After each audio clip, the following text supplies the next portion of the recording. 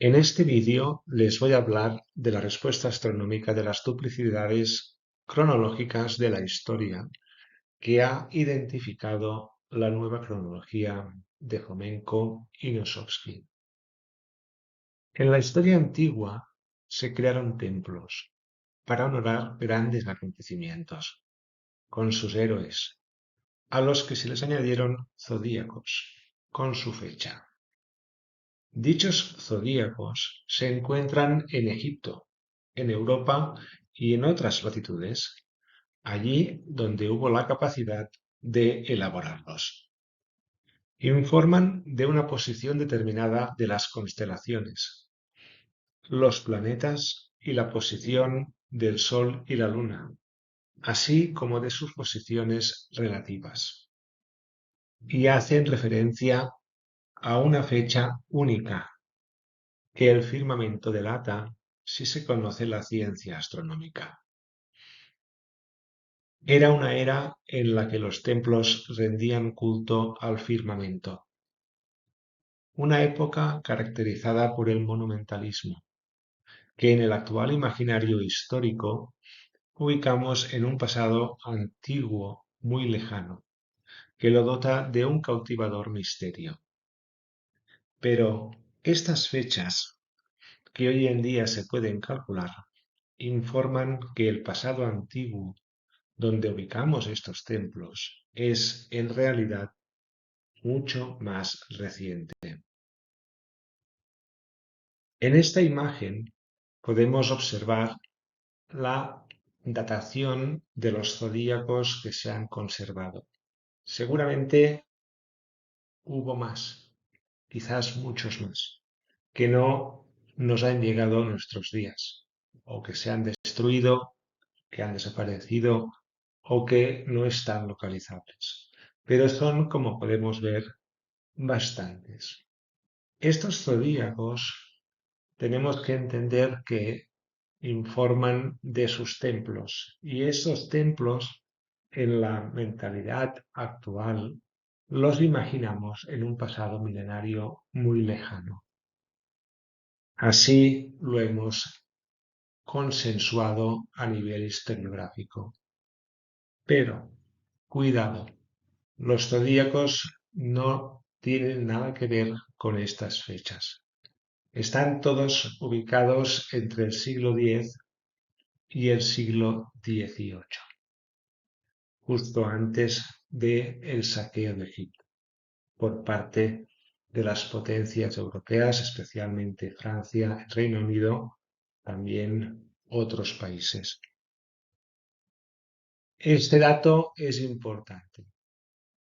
Además, observando bien esta imagen, si nos fijamos, es una imagen que se ve pequeña, ciertamente, pero si nos fijamos bien, vemos que en los siglos XII y XIII es cuando se acumulan y existen más zodíacos con más templos y están en Egipto.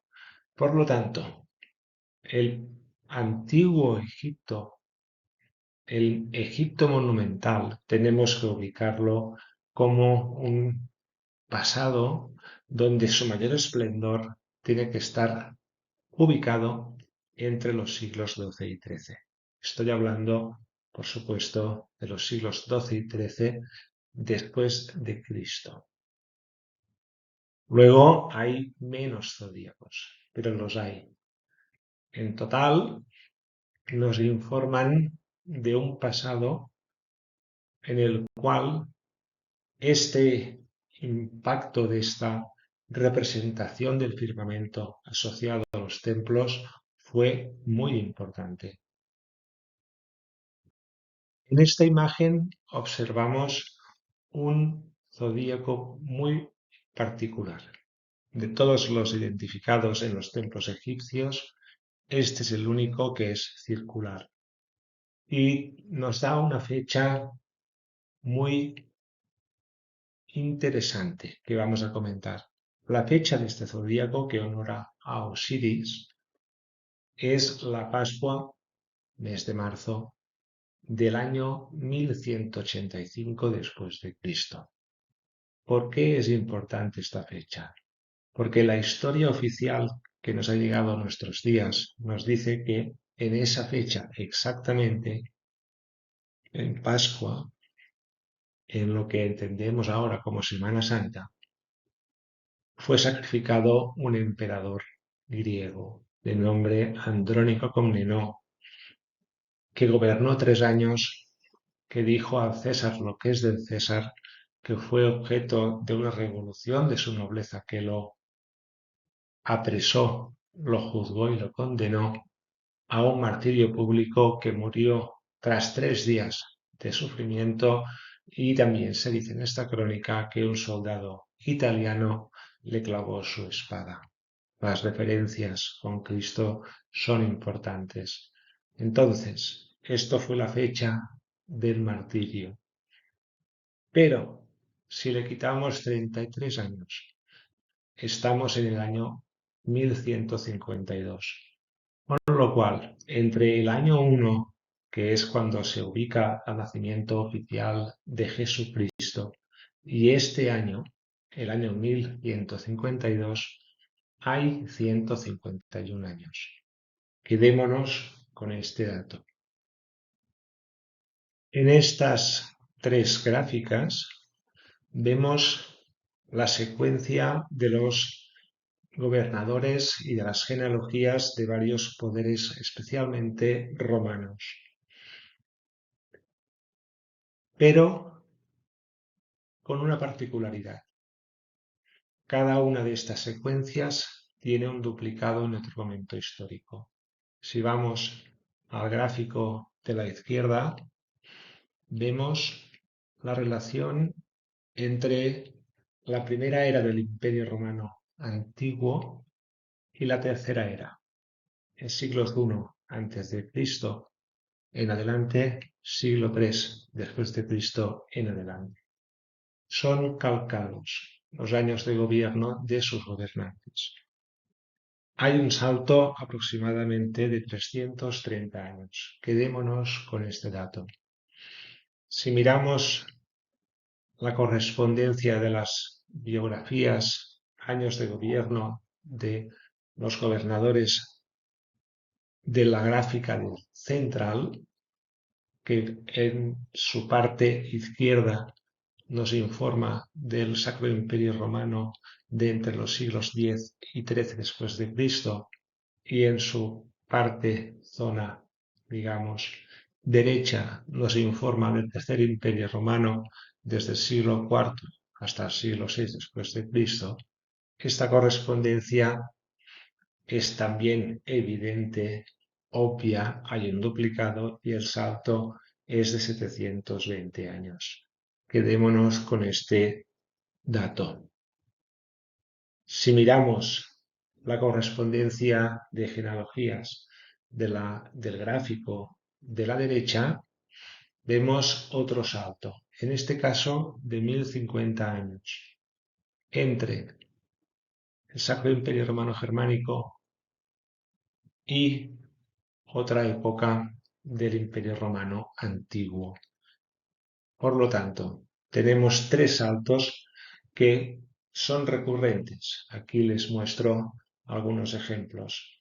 Uno de 330 años, otro de 720 y otro de 1050, que se añaden al salto singular de 1151 años que hemos comentado anteriormente.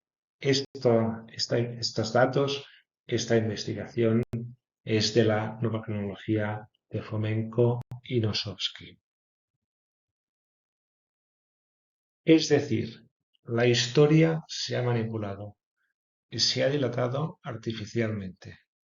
Los autores de este descubrimiento son el equipo de la nueva cronología, liderados por los matemáticos rusos Anatoly Fomenko y Gleb Nosovsky. Y, entre otras cosas, han detectado los patrones que se han seguido para trasladar la historia al pasado, consistentes en duplicidades de los mismos hechos enviados al pasado, siguiendo unos determinados ciclos temporales.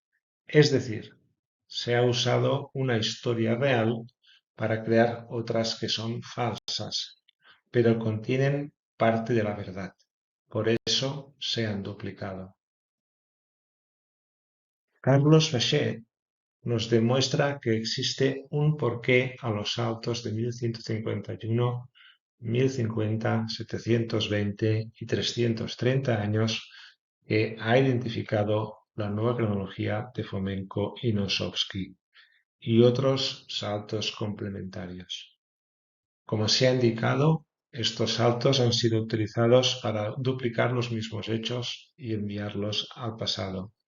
Por otro lado, Bachet también ha mostrado que el cambio de calendario efectuado con la Reforma Gregoriana tuvo como objetivo el confundir a los astrónomos que se propusiesen comprobar los datos astronómicos que se han reflejado en los templos, a través de representaciones zodiacales creadas para documentar unas fechas precisas que reflejan el testimonio del firmamento que las enmarcó. Esta reforma no se hizo porque hubiesen estado 15 siglos sin darse cuenta de que los años no coincidían con los equinoccios, sino para crear un espacio para la duda razonable en la datación astronómica de estos registros. Al descubrir que se podía predecir la posición de los astros, se usó esta técnica para cambiar la historia. ¿Cómo? Creando una alternativa plausible para Cristo, cronológicamente 1000 años anterior, en la que se ajustasen coherentemente las relaciones entre los astros y para garantizar así que los testimonios zodiacales no delatasen la manipulación. Ello motivó la obra de Joseph Justus Scaliger de 1583, titulada De Immediatone Temporum, donde se publica por primera vez la historia humana completa con sus calendarios actualmente dados por buenos.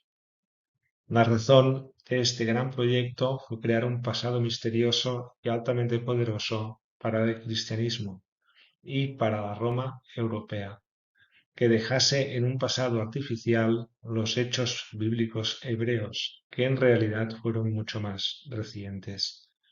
El motivo fue, según la variante neocronológica X185, la creación histórica del Cristo que actualmente conocemos y hacerlo el Mesías judío.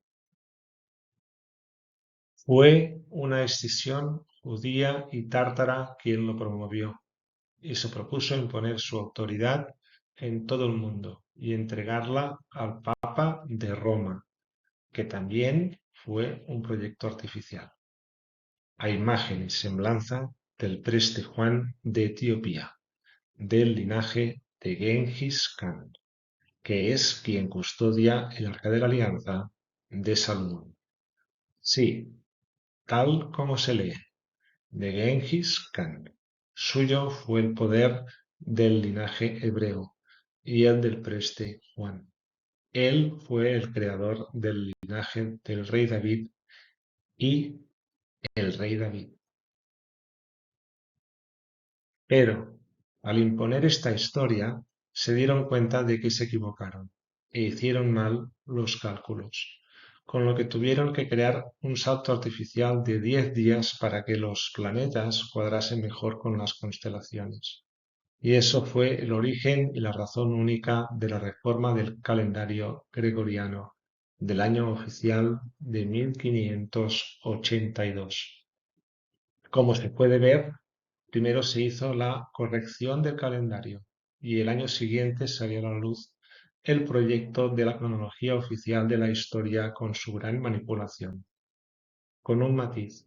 Muy probablemente los años oficiales de 1582 y 1583 en realidad deben entenderse más adelante, cuando Europa terminó la colonización de casi todo el mundo y tomó conciencia de ello. Pero, pese a todo, pese al enorme poder que aglutinaron Europa, el Papa y el cristianismo, algo salió mal. La manipulación no acabó aquí y cometieron más errores. Se usó la técnica de la predicción de los movimientos del firmamento para crear artificialmente textos a los que se les adjuntaron eclipses, con la intención de dar validez a los calendarios artificiales, con la fe ciega en que cualquier astrónomo pudiese hacer sus cálculos y constatar que cuadraban. Pero también se equivocaron, y eso dio origen al proyecto de investigación de la nueva cronología de Fomenko y Nosovsky, que empezó cuando Fomenko se dio cuenta de que los eclipses eran todos incorrectos hasta el siglo XII después de Cristo, momento en el cual ya eran correctos. Conclusión: los eclipses anteriores contenían probablemente errores de documentación y los más antiguos eran falsos, mientras que a partir del siglo XII fueron reales y se documentaron bien. Así, con un trabajo mayúsculo, desafiante y a su vez impecable, el equipo de la nueva cronología detectó duplicidades de todo tipo en el relato histórico y saltos recurrentes en unas fechas precisas, como el salto de 1151 años al pasado de los Hechos de Jesucristo, que en realidad honoraba a un emperador griego. Entendido este planteamiento, Baichet aporta noticias aclaradoras. Los saltos del tiempo, sobre los que se construyeron duplicidades, tenían la intención de hacer cuadrar cualquier evidencia física de zodíacos esparcidos en el tiempo y el espacio, y a su vez crear una falsificación con, entre comillas, el permiso celestial. Impresionante. La lógica está en los patrones similares de la posición de los astros en el firmamento y en el descuadre que se intentó ocultar con la reforma gregoriana.